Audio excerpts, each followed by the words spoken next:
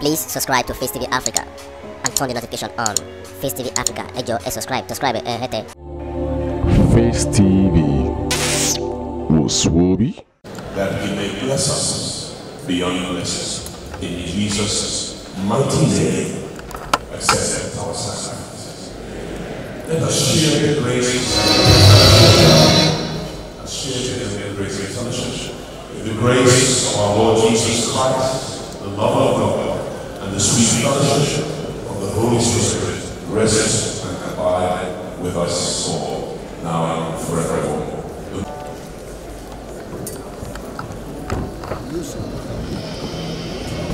So we'll have the results of our audience today and enjoy recognition.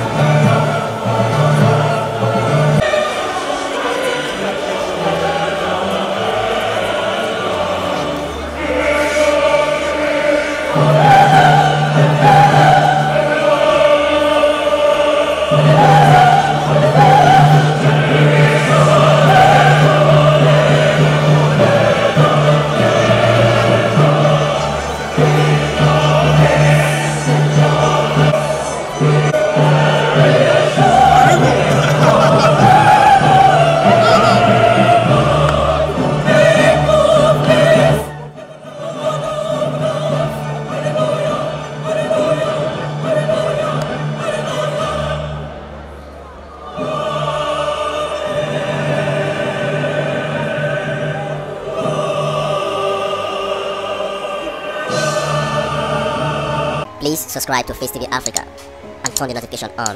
Facetv Africa, ẹ jọ̀ọ́ ẹ subscribe hete. Facetv Subomi.